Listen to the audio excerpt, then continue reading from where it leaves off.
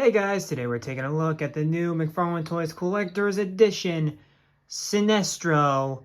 Let's get a better look at that packaging, shall we? So, up close and personal look at the packaging here, we of course have the 12 Plus logo up there with of course 22 moving parts, McFarlane Toys logo right there. And then we of course have the McFarlane Collector Edition silver lining that is almost impossible to pick up on camera. And then you have, of course, the McFarlane DC Multiverse logo right there.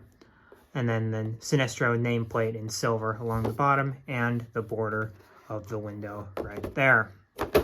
On the side, we, of course, have the Sinestro nameplate again with, of course, the silver nameplate lining the window. You have the DC Multiverse logo right there. On the bottom, he is number 6 out of the Collector Edition line.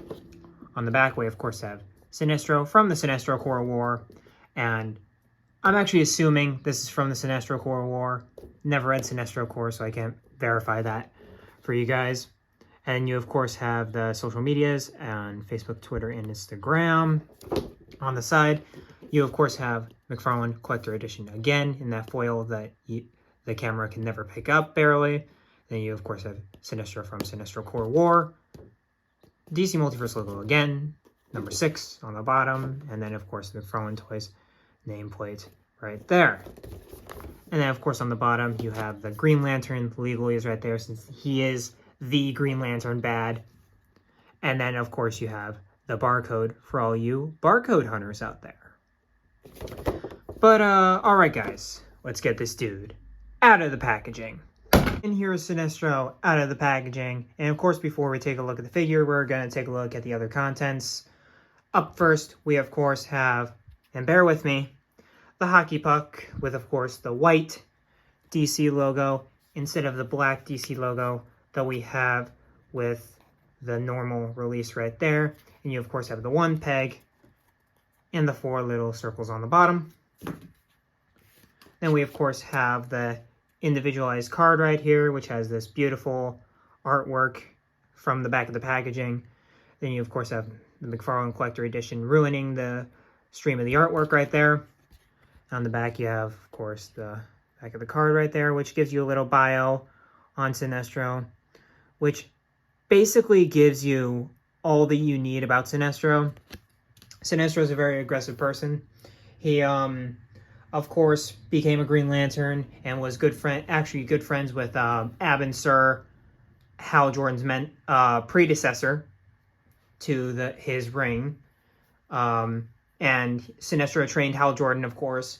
And then when Hal found out what he was doing to his own planet, you know, basically plunging his planet into a military dictatorship, he fought against Sinestro, got him expelled from the Corps, and that's when Sinestro found his yellow ring from Cord, which ended up being an actual fear ring, conjuring the emotion of and it powers up on the ability to cause great fear instead of the Green Lantern's ability to overcome great fear. And then proceeds to build the Sinestro Core, and Sinestro Core War basically happens from there. And then we of course have the card holder, which nobody really cares about anyway. Todd, I think everybody would be okay with this if instead of throwing these in, you throw in flight stands for people who need them, or extra accessories for the street level characters. You know? Just saying. And then before we get to the actual one that's on the figure, we of course have the Lantern battery here, which of course has the Sinestro Core logo right there. And it's kind of hard to see because it's translucent, but you see a Sinestro Core logo right there. It has the little jagged kind of up into the handle right there. And it's still somewhat of the normal Lantern batteries we've seen, but it's just different enough for it to actually be a new piece and not just a recast of something like a Hal's Parallax's battery or Kyle's battery. So really cool there. And then he also comes with these Doc Ock arm looking chains, which I managed to have wrapped around Sinestro, if he can stand properly. But yeah, they remind me very much of Doc Ock's arms from Spider-Man 2, even though the arms themselves are way more sharp than Doc Ock's arms in that movie. But it's this little piece right here. It's the circles that really give me Doc Ock arms from Spider-Man 2. But I think it's sculpted relatively well. It looks very threatening on what a Fear Lantern would use. So I think it's very effective that way. And of course you could pose it as I just did to have it kind of have him casting it out of his ring, which looks really cool. And then we can finally get a look at the figure. And he has a lot of reuse because the legs and the arms are a reuse of the Blackest Nightwave Kyle Rayner, which I actually have a review up, and I will link in the description below if you want to check out more in-depth investigation on the body. But we of course have a new head here, which looks very threatening indeed, very Sinestro, with of course his facial hair, and the yellow eyes is really what does it for me, because it's black and then there's the yellow eyes and it's like, ugh, jeez, that's piercing. And you of course have the Vulcan ears right there with the classic Widow's Peak of Sinestro, and then he's got a fade. Like, I'm sorry, how did Sinestro get a fade? Like, I think it's hilarious when comic book characters like have fades. It's just, it's so funny. But I think the head really does work. It gives the vibe of Sinestro, and you can see somebody with David Niven, I think is the guy who voices no, it's you can see the guy who like voices Sinestro in like Justice League Unlimited and stuff like that. You can see his voice coming out of this face. But then you of course have the chest here, which is basically the chest down to the underwear piece is completely new. And then basically if you take off the arms and the legs, it's a completely new figure. But you of course have the Sinestro Corps logo plastered straight onto the actual iconic Sinestro look from like the 60s, where this part used to be all blue. And it looks very good, and I can see how you could maybe shave this core logo here, and you have a variant of that classic Sinestro look right there. And then, of course, one thing I love about the Lantern figures that they're doing is that they have the same texturing that started with the Kyle Rayner figure, and they've been consistent ever since when we've gotten these Lantern figures. And I really do appreciate that.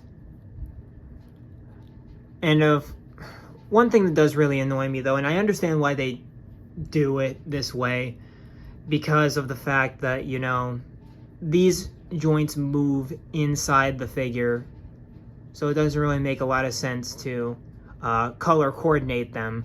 But stuff like that just really bothers me. Like, I understand why they do it, but it still annoys me. And you of course have the little, I want to say belt, but it's not really a belt, around the figure, and it kind of converges right there. But overall it's a very solid and striking looking. Oh, and also the if we get a zoom in on the ring, it is the Sinestro Corps logo.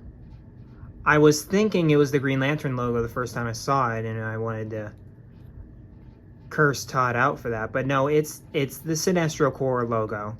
So that's cool. And I like how they remembered that he's left-handed. Because, you know, the Green Lanterns are right-handed most of the time. Sinestro's left-handed, and it also goes back to that Orthodox Christian way of thinking, which is frowned upon now, but they thought, evil people were left-handed, so it is what it is. And of course, you have the repainted glove parts for the bracers, which are on Sinestro's costume, so it's a smart way of reusing that piece. Even though I'm not a huge fan of the wrist pegs being gold, but is what it is. And that's pretty much it for the actual new parts of the body. So we're going to take a look at articulation. He, of course, has a double ball peg in the head, which moves that far up, which has decent flight poses right there. You can move that far down. You can rotate all the way around. And, of course, head pivot like so. He has butterfly joints in the shoulders. And of course, can move his shoulders up and all the way around. Thigh, bicep swivel, double jointed elbows, which, yikes. It's an older arm, I get it, but like, yikes still. And then, of course, I love these joints, these wrist joints, which you can move any way you want with just the rotation of the actual hand. And then it becomes, I love these joints. They're absolutely fantastic. Todd really did himself over with these joints. I love them to death. But then we have the torso joints there, which moves that far forward and that far back. Like, Todd, can you just switch the ranges? Like, I don't think anybody wants their character doing the limbo. That's very impressive. But if you could just have the range of this go forward, I think it would be amazing. I don't know why it does that. Then you, of course, have the standard McFarlane leg joints right there, which move that far forward, that far back. Thigh swivel, like so. Double jointed knees, which again, yikes. And then at the ankles, you, of course, have rotation at the top of the ankle. And then at the bottom, you, of course, have the hinge that moves up and down. You have ankle pivot at the bottom as well. And, of course, toe articulation at the bottom of the figure. And here we are with all of the lanterns that have been released thus far, minus, of course, the 2-pack Hal Jordan and the Kyle variant, which is basically the same body. But we, of course, have the Walmart exclusive Parallax right there. Of course, Sinestro. The Build-A-Figure Atrocitus with the not painted eyes. Kyle Rayner from the Blackest Night Collecta Build Atrocitus Wave. Then, of course, John Stewart at the end there. And I think these four over here are very coherent. And you could have them be in the same world. This guy over here is way too darker of a green, and the green I'd prefer on my Green Lanterns. But I don't think he goes as well with these guys over here, especially these three that are so coherent and have the same texturing and everything that you could fully believe that they are from the same world. Him is a little less worse than these guys, but it's mainly John that's the outlier here. But overall, I think they could work. It's just that these four work way more than that one at the end. Here, of course, we have Sinestro with a little Legion of Doom going on here. We, of course, have the Target exclusive Ocean Master, Injustice Grodd, of course, our new Sinestro right there, Lex Luthor, and our Rebirth Deathstroke right there. And I'm telling you right now, the Legion of Doom is really starting to look good here, especially if you get a little Black Manta, Captain Cold, Reverse Flash, maybe a little Black Adam. You know, the Legion of Doom is really starting to fill out here, especially with Sinestro being the last ones we kind of need, you know? It's really starting to look to be something special there too, along with the Justice League being filled out as well. Here is the entire wave of the Collector Edition Wave 2.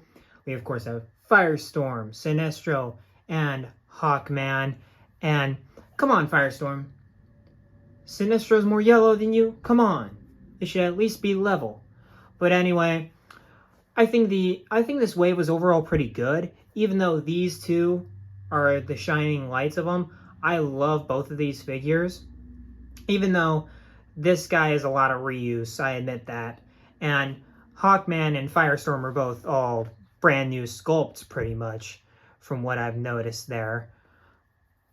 But overall, I think this wave was a success. It's just that I like these two way more than this guy. And honestly, as much as I want to give the best figure of the wave to Sinestro, the reuse is in there, so I'm going to have to give it to Firestorm right there. I think he's really solid, just the fire effects aren't that great, especially that one. It looks like poop. But, can't say enough about this wave. I think they're really good. Overall, I'd give the wave itself an 8. Because these two are great. This guy, he's okay. He's okay. But alright guys, we're kind of winding down for this review here. Overall, final thoughts. I really did like this figure. Even though he is a lot of reuse, I think it's reuse done properly. And not reuse just done for the sake of reuse. It makes the figures associated with the character more consistent with each other. And more associated in that world. So with that, I consider the reuse is pretty good. Even though the fact that it's reused at all makes me a little sad. But I love the accessories that he has. The chains, you can obviously see what I did here, make it really cool here. And again, McFarlane, you swap out these for these, you're missing out on opportunities to give creators like this. Unfortunately, they're going to have to get their own flight stands and, you know, do all that sort of thing. But you only like giving flight stands to Superman, eh? But besides that, I think he's a relatively solid figure. Well, because he's the fact he's a reuse, I can only really give him an 8. It's a lot of reuse, even though the head, I think, is superb.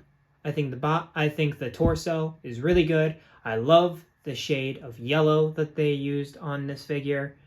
It's a nice gold color, but it's not too gold. You know what I mean? It's a nice amount of shine to it too. The pigment of the skin is very solid as well.